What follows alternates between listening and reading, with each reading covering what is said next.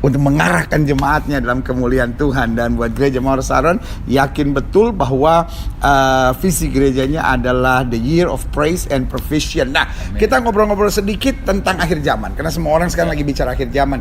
Menurut Pastor Philip, yakin gak bahwa ini adalah akhir zaman? Yang pasti tidak lebih awal lagi. Ya. Hari sudah tidak dini. Artinya Tuhan berkata Tuhan akan datang di waktu yang tidak kita duga. Ya. Meskipun kita jangan sekali-kali mencoba untuk memprediksi waktu, hari, bulan, dan tahunnya. Ya. Karena Yesus sendiri merendahkan hati dan berkata hanya Bapa yang tahu. Meskipun Yesus Maha Tahu aja nggak so tahu. Ya. Ya. Jadi karena itu kita harus tahu diri. Ya. Yang pasti dengan kejadian-kejadian yang ada hari demi hari, nggak usah kejadian pun, nggak ada terjadi sesuatu apapun, hari semakin malam. Ya. Hidup kita nggak semakin mudah. Zaman nggak semakin dini. Ini sudah betul-betul akhir zaman. Kan dari dulu orang-orang berkata akhir zaman, mana Tuhan nggak datang. Alkitab juga sudah menubuatkan orang begitu yang suka mencemooh, memaki firman Tuhan dan berkata, akan timbul pengejek-pengejek, kata Alkitab. Betul sekali. Jadi kalau bahasa sekarang akan timbul haters gitu. Jadi kita memilih untuk berada di sisi yang hidup, sadar, berjaga-jaga dan waspada. Mawas diri, tiap hari mencari buah-buah Roh Kudus. Hidup sesuai dengan standar kudus. Bukan berarti merasa suci sendiri, tetapi hidup di dalam firman Tuhan. Saya rasa itu aja kita sudah sadar kok. Semakin mengerti, semakin merasa hidup ini pendek dan sementara. Zaman ini semakin berakhir. Nah sebagian bilang bahwa ini ada kita di bagian terakhir ya akhir zaman. Bagaimana menurut Pastor Philip? Saya yakin kita nggak bisa main-main lagi melihat segala sesuatu yang terjadi di dunia ini, di bumi ini, meskipun dari zaman dulu. Contohnya waktu World War II, Perang Dunia, Hitler, semua orang merasa Hitler lah antikristus. Semua orang bisa merasa inilah kiamat akhir dunia. Tetapi akhirnya juga lewat, lalu menjadi lalu puluhan tahun kemudian juga Tuhan belum datang. Tapi kalau kita melihat hari ini tanda-tanda sekarang, bolehlah kita yakin bahwa ini adalah akhir dari akhir zaman. Tapi kita juga nggak usah menentukan kejadian tertentu. Yang penting Injil diberitakan ke setiap makhluk sampai ke ujung bumi. Itu tugas kita. Waktunya biarkan terserah Tuhan. Tapi kalau kita jujur melihat, lepas daripada kondisi sementara, tanda-tanda zaman sekarang ini, dunia masa bisa lebih terpuruk dari ini? Dari itu aja kita bisa merasakan curiga, tanda kutip, suatu perasaan peka. Kayaknya memang kita ini berada di last chapter sih. Last chapter itu bulan, hari, atau tahun, atau hanya minggu, kita nggak tahu. Tapi jangan main-main dengan hidupmu. Dan itu pesan itu yang paling penting, jangan main-main. Iya. Tadi Pastor Philip sempat singgung tentang ada pembahasan bahwa Hitler adalah antikris. Kalau sekarang orang bilang vaksin adalah antikris. Ada orang tertentu merasa tetangganya antikris. Ya mungkin mungkin orang punya interpretasi sendiri-sendiri. Udah nggak usah panik, tenang aja, pikiran objektif.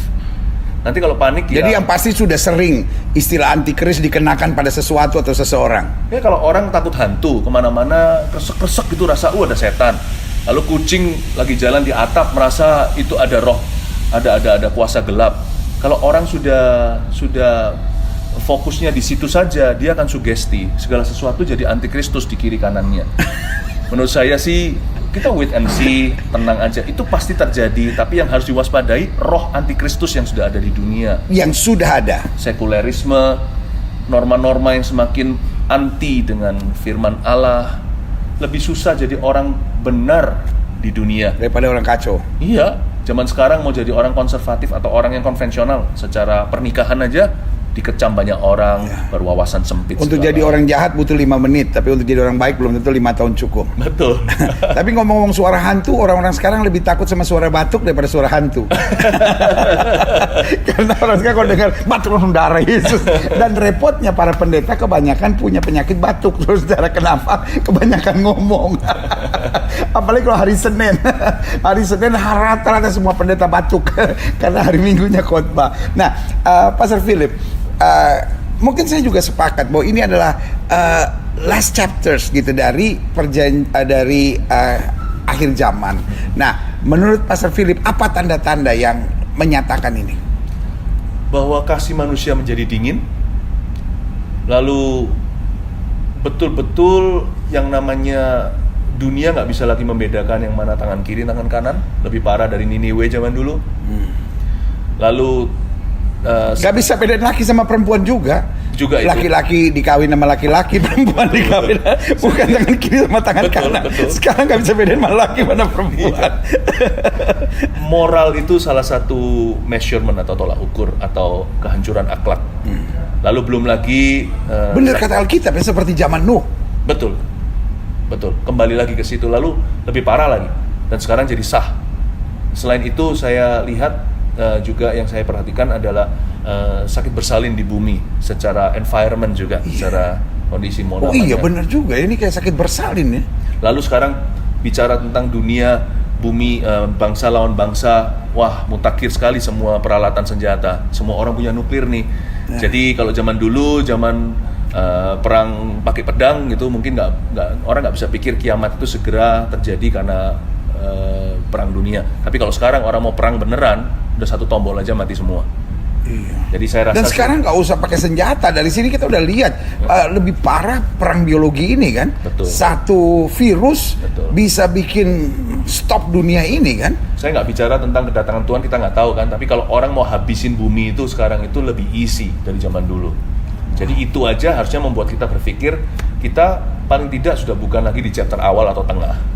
Kalau bicara tentang akhir zaman, kita itu jangan main-main dengan kehidupan. Kita betul-betul berada di ujung tombaknya.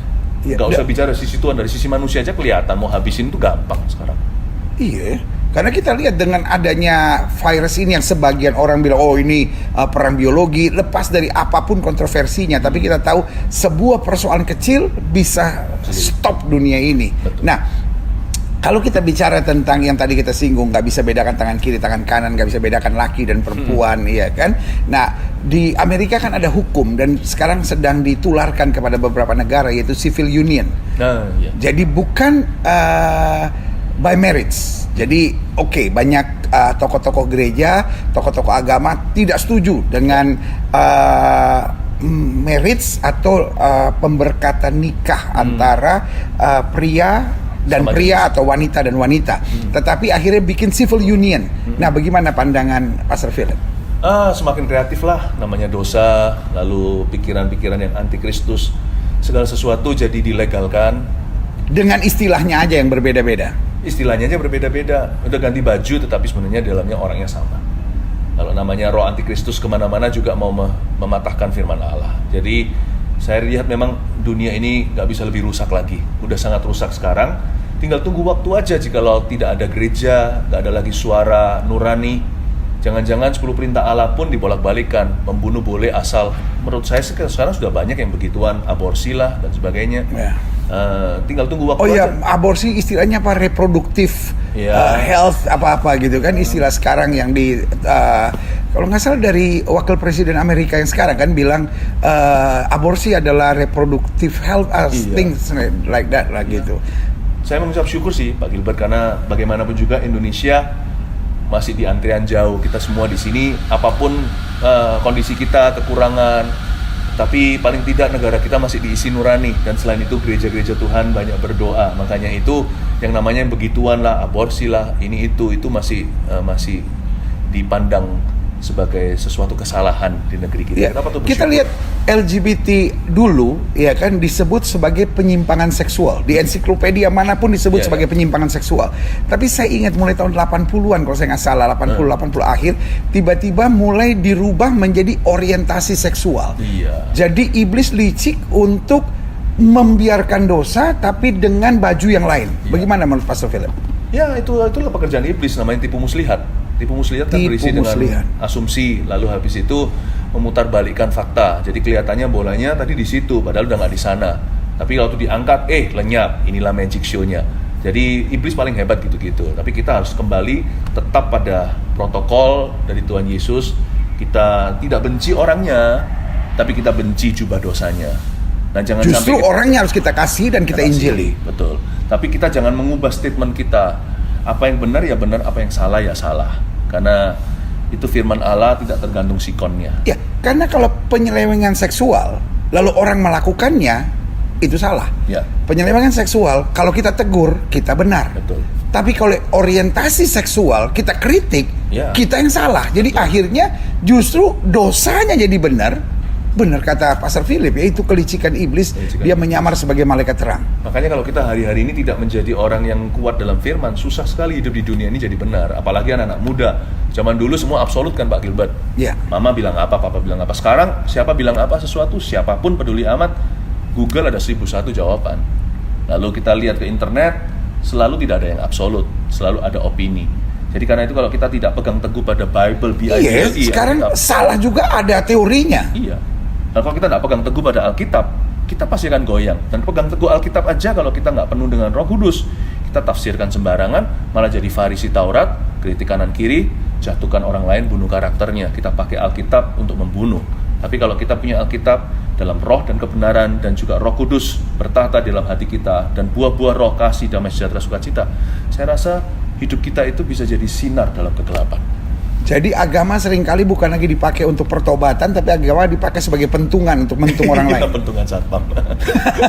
Nah, salah satu tafsirannya, ada banyak orang yang bilang bahwa di akhir zaman sepertiga dari bintang-bintang akan jatuh, dan sebagian akan tafsirkan kembali. Mungkin ini alegoris atau apapun, tapi ditafsirkannya Alkitab bilang kamu akan bersinar terang seperti bintang-bintang yang menyala di tengah angkatan yang gelap dan jahat ini. Sehingga sebagian menafsirkannya bahwa di akhir zaman ini akan ada banyak hamba-hamba Tuhan yang jatuh. Bagaimana menurut Pastor Philip? Selalu ada orang-orang yang jatuh, tapi kita tinggal pilih aja kita mau mengikuti jejak mereka atau jejak mereka yang nggak jatuh. Karena sebanyak orang yang jatuh, banyak juga yang nggak jatuh kok. Sepertiga jatuh, 2/3 masih nggak jatuh. Makanya kita mau tinggal lihat lubang donatnya atau donatnya yang kita makan. Itu ada orang bilang begitu kan, obat diet yang paling bagus adalah donat, tapi makan tengahnya. Boleh dicoba yang kosong. Nah, jadi kalau kita lihat begini, saya harus share sama Pastor Philip bagaimana pengalaman Pastor Philip di akhir zaman ini. Benar nggak ada tekanan, tantangan yang begitu berat? Karena kejatuhan kan nggak bisa hanya iseng-iseng mau jatuh gitu. Betul. Nah, apa yang Pastor Philip rasakan? Karena mungkin Pastor Philip generasi yang lebih muda dalam pelayanan, ya kan? Jadi kita mesti belajar dari yang agak mudaan dikit.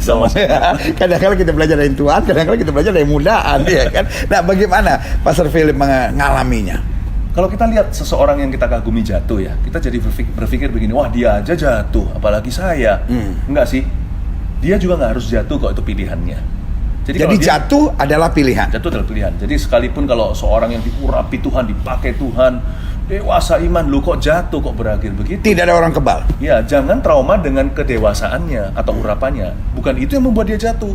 Dia jatuh karena dosa. Nah, jangan tiru dosanya. Karena pilihannya. Iya, dan jangan tiru dosanya. Tapi jangan trauma, sekalipun dia pernah dewasa rohani, pernah dipakai Tuhan dalam hidupmu, diurapi. Ya sayang sih, nggak seharusnya jatuh. Tapi kalau sampai dia jatuh, jangan trauma dengan semua yang baik Tuhan pernah lakukan lewat orang itu.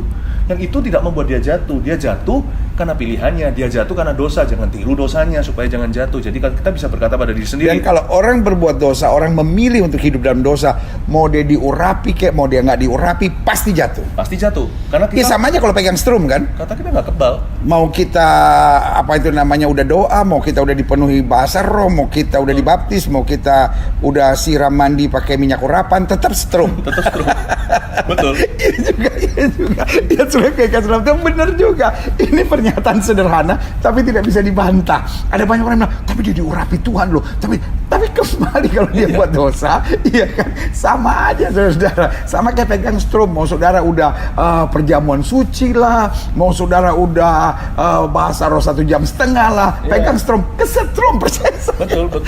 Ini hal yang luar biasa. Nah, tapi Pastor Philip sendiri ngalamin nggak tekanan-tekanan yang berat? Ya, kita setiap hari mesti harus ingat bahwa kita itu nggak ada yang kebal. Makanya Yesus suruh kita jalan pikul salib sangkal diri itu tiap hari. Bukan seminggu sekali waktu ke gereja, tapi jalan sama Tuhan itu setiap saat.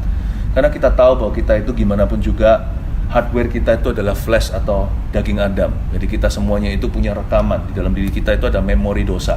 Jadi kita bisa loh kumat, 7 roh lebih jahat nanti masuk ke dalam diri kita gimana? Kan payah.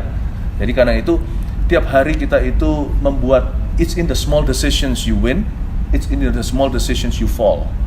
Di dalam keputusan-keputusan kecil dan sederhana itulah biasanya seseorang itu menang, atau biasanya dia mulai jatuh. Karena itu nggak usah merasa, waduh kalau aku jatuh gimana? Nggak akan tiba-tiba jatuh. It's all in your little decisions. Di dalam keputusan-keputusan kecil yang di hadapanmu itu, belajarlah setia, meresponi sesuai dengan firman Tuhan, minta tolong Roh Kudus untuk beri kekuatan. Saya rasa kalau begitu kita nggak usah sepanjang hari, pagi sampai malam mikirin, jangan sampai jatuh, jangan jatuh. Nggak perlu begitu. Fokus ke Yesus, bukan jatuh enggaknya. Kalau kita jalan sama Tuhan, tanpa terasa kita jalan di atas air, kita menoleh ke belakang, 20 tahun nggak jatuh. Amin. Noleh lagi, sudah di sorga dalam kekekalan, ternyata hidupku memuliakan Allah. Fokus ke Tuhan. Hanya karena bersandar pada Tuhan. Bersandar pada Tuhan. Nah, Pastor Philip sendiri ngalamin nggak di akhir zaman ini banyak tantangan dalam pelayanan? Banyak sekali tantangan itu, bisa dari luar, tapi juga bisa dari dalam. Ya. Di dalam kita itu ada pengkhianat namanya tubuh dosa. Nah, kita yang tadi saya sudah katakan tuh, saya nggak perlu bahas lagi sekarang. Tapi juga ada tantangan bisa gampang dari luar. sombong, bisa gampang terikat dengan dunia ini. Iya.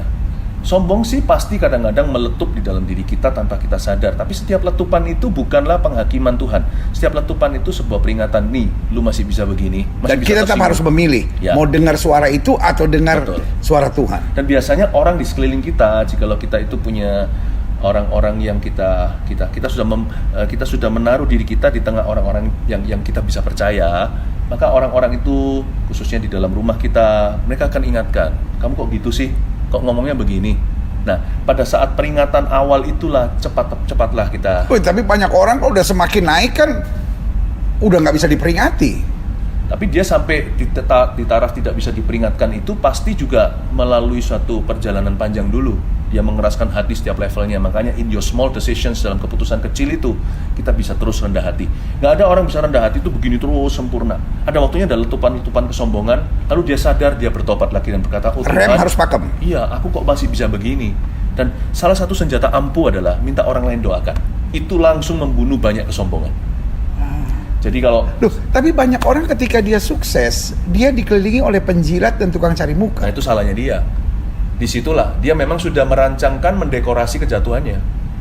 Menurut saya sih, kita pada waktu kita masih pumpung rendah hati, kelilingi diri dengan orang-orang yang jujur dalam hidupmu. Bukan sempurna, mereka sendiri juga masih dibentuk Tuhan, tapi orang-orang yang objektif dalam hidup Anda. Jangan kelilingin dirimu dengan yes man, terutama dalam pernikahan yang sudah menikah. Jangan jadi Anania Safira, kompak untuk perkara salah. Berdoa tiap hari waktu mesbah keluarga, jadikan kami suami istri kompak dalam perkara Tuhan, tapi jadikan kami itu nggak jodoh dalam perkara yang salah. Jadi kalau satu lagi marah, satu lagi sabar. Kalau satu lagi sombong, yang satunya ingatkan, lu kok gitu sih? Kalau kita minta seperti itu sama Tuhan, sama dengan minta kekang kuda, supaya nggak dengan tali les kita itu dipaksa untuk datang mendekat. Saya selalu minta sama Tuhan, buah roh ke-9, self-control. Buah roh itu nggak hanya pada diri saya bisa minta itu, dan Tuhan taruh di orang sekeliling dan kanan kiriku. Self-control itu yang paling penting. Ujilah dirimu sendiri, kata Alkitab. And let other people control you as well. Makanya saya juga bersyukur kenal dengan Pak Gilbert. Pak Gilbert itu selalu mendoakan kami, mendoakan saya juga. I'm very thankful. Ya, ini hamba Tuhan hebatnya luar biasa. Kita senang kenal yang begini-begini, diurapi ya kan, haleluya. Nah, lalu yang kita juga perhatikan salah satunya adalah banyak hamba-hamba Tuhan di akhir zaman mengalami tekanan dan goncangan dalam keluarga.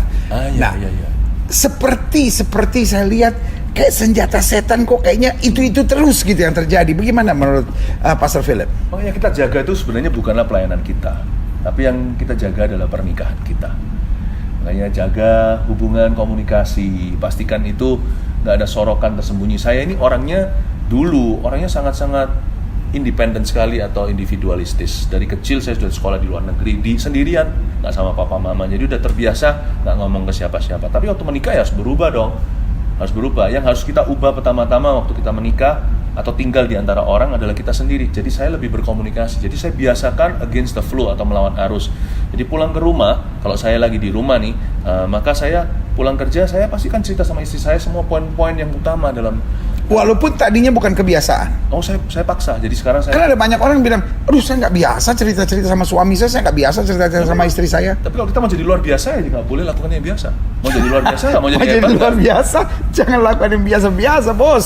Kamu hebat, lakukan sesuatu yang luar biasa, mantap. Terus kan, mau kurus ya lawan arus kan? Iya. Atau sudahlah jangan bahas kurus, nggak enak ini.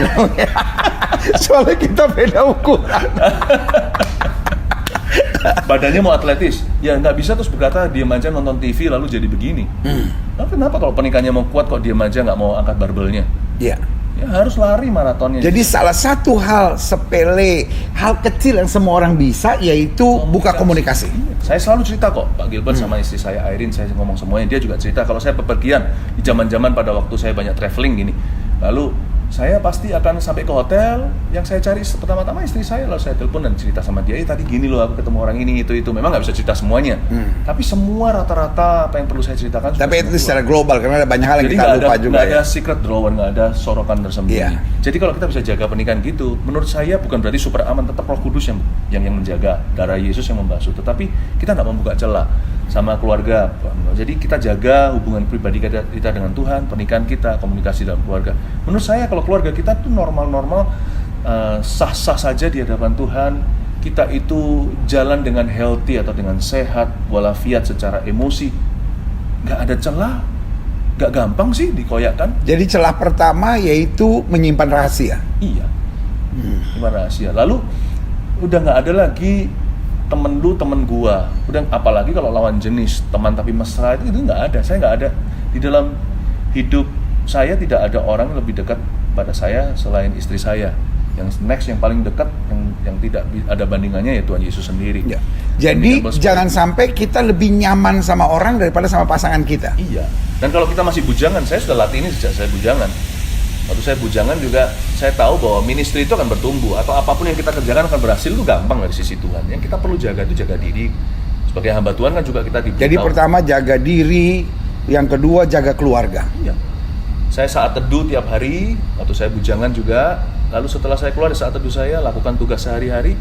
Udah, gampang kok. Saya bisa tahu sendiri ini benar, ini salah. Nggak ada sesuatu yang misteri. Hati nurani bisa menuduh kita.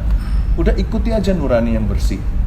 Menurut saya sih nggak ada yang namanya kejatuhan tiba-tiba kalau kita nggak izinkan. Kejatuhan tuh bisa terjadi kebetulan. Tetapi sebelum kejatuhan itu banyak keputusan yang salah, keputusan yang bodoh, seperti kelilingi diri kita dengan pergaulan yang buruk. Saya rasa kalau kita bisa setia dalam perkara-perkara sederhana, keputusan kecil itu, nggak satu pun lagi yang akan jatuh. Dan kalau ada hamba Tuhan yang jatuh, jangan kita nilai dia, oh kok jatuh gara-gara urapannya dipakai Tuhan. Enggak sih, dia jatuh itu pilihan. Kita nggak harus jatuh seperti dia. Tapi kalau kita mau jadi seperti orang-orang itu, jadilah seperti mereka ketika mereka masih berguna, diurapi, ketika mereka berfungsi. Jangan trauma dengan kejatuhan orang. Mereka punya cerita sendiri, jagai ceritamu saja. Ya. Nah, banyak orang bilang lebih gampang jatuh daripada lebih gampang bertahan. Menurut Pastor Philip gimana? Oh, enggak, lebih gampang bertahan. Karena jatuh itu datang dengan harga. Dan jatuh nggak tiba-tiba? Enggak. Kalau kita jatuh, itu jatuhnya gampang, tapi kejatuhan itu sendiri susah. Konsekuensi yang harus terjadi, konsekuensi yang harus ditanggung setelah itu. Jadi kita sebetulnya udah tahu kita mau jatuh, karena saya pikir-pikir benar juga seperti yang Pastor Philip tadi bilang, ya kan, jatuh itu ada tanda-tandanya, ada awal-awalnya. Jadi saya ingat-ingat waktu dulu kecil-kecil kita kan suka main apa tuh jet coaster, iya kan? Kan sebelum kita jatuh kan mesti naik dulu kan, sebetulnya kita udah berasa nih, ini sebentar lagi mau jatuh nih, tiba-tiba gelek. Dan waktu dia jatuh udah nggak bisa direm lagi. Nah, tadi seperti Pastor Philip bilang, mulainya dari ada banyak rahasia, lalu mulai nggak terbuka, lalu mulai nyaman dengan orang lain, lalu kita dikelilingi dengan pergaulan yang keliru, dan itu akan membuat otomatis jatuh. Ya, kalau bujangan mungkin mulai kelihatan dia mulai menjauh dari teman-teman gereja, dan dia mulai punya hobi-hobi yang menurut saya menjauhkan dia dari Tuhan.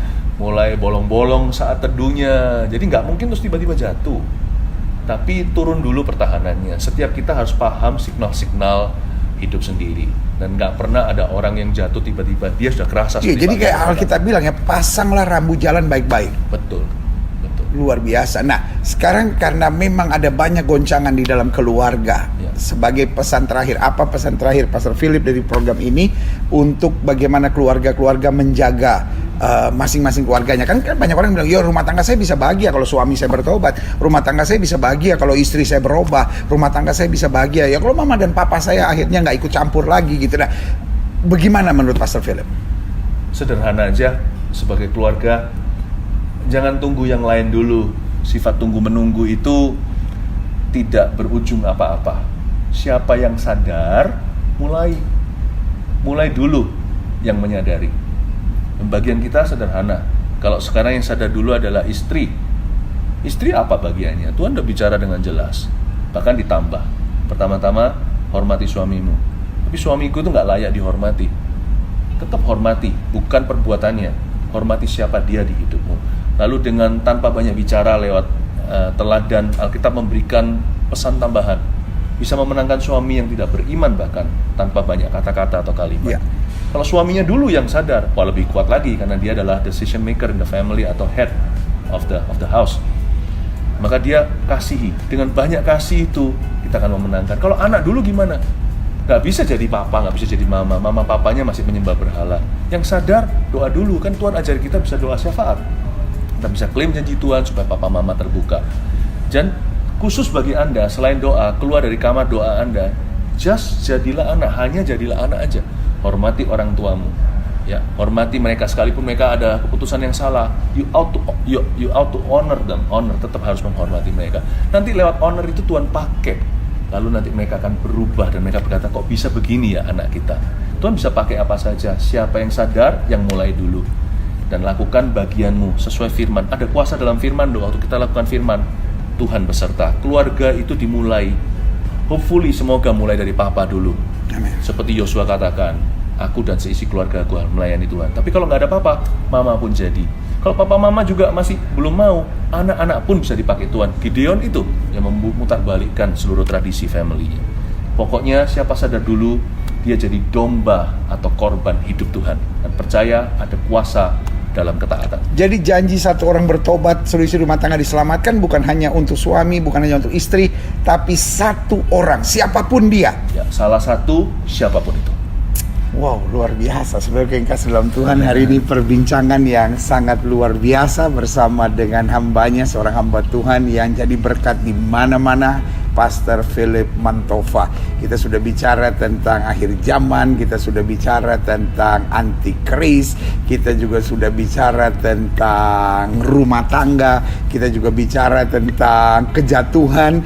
Tetapi hari ini kesimpulan kita sederhana. Yang pertama, kita harus siap, ya kan, menghadapi segalanya. Yang kedua, kita harus sadar. Dan yang ketiga, kita belajar hal yang juga sangat indah. Jatuh itu lebih susah daripada bertahan. Jadi karena itu, ambil keputusan untuk tetap bertahan, ambil keputusan untuk setia, ambil keputusan untuk menjadikan Yesus segala-galanya dalam hidup kita. Karena hanya dekat Tuhan saja jiwa kita tenang. Saudaraku yang kasih dalam Tuhan, saya Gilbert Lumoindong bersama dengan Pastor Philip Mantova mengingatkan buat setiap saudara sekalian, kamu hebat. Sampai berjumpa program berikut. Haleluya.